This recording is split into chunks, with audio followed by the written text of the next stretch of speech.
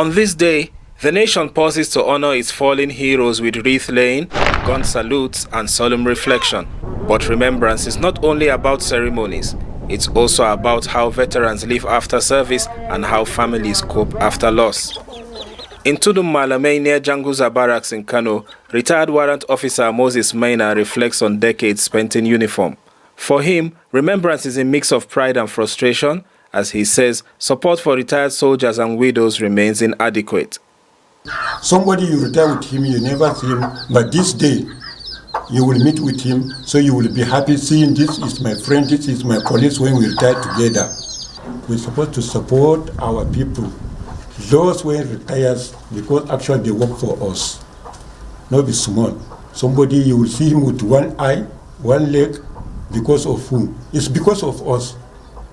To protect us, to protect our country, so that we're supposed to support them. Even the civilian, I'm living with them. Some, if they see you like this, they will hate you. Sometimes I see that, why did I join this army? Because some people, they will not fit to come closer to you, to stay with you and joke with you. For widows, remembrance is deeply personal. At the Military Widows Association in Kano, Coordinator Hannatu Aliyu Bulama says survival remains the biggest challenge. She calls for empowerment rather than sympathy, noting that many children of fallen soldiers are graduates without jobs. It is very important to us because how they remember our husband who served the country and left. They support to help the widows because majority of the widows, we are suffering. Especially things are so difficult to us. So what I want this our government to do for the widows is to empower the widows so that especially the women, when the mothers have something to do in the world, so they can know how to give their children training and to feed them well, how our children can play their life like they some have their own parent, both the mother's father side and the mother's side. I went through hell since my husband passed away.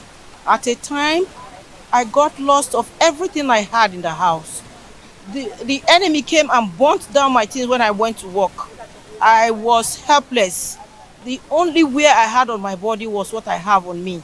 Since my husband died and left us, we've been struggling. I've been struggling to make sure these children are somebody. And to God be the glory. I thank God they are still alive. But I want the government to help us to put them in an appropriate way because some of them are graduates. Back at the parade ground, government officials insist the day is more than symbolism. We organize, we remember them, we pray for them, those who have departed, and those who are serving, who sacrifice their discomfort for our own, so that we chart a new course for our country. There is no replacement for peace, and we can only have that when we appreciate our members of our armed forces and other security agencies.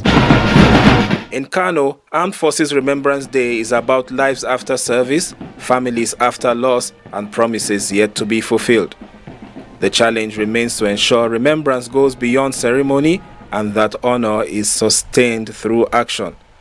Abdulazeez Ibrahim, Trust TV News, Kano.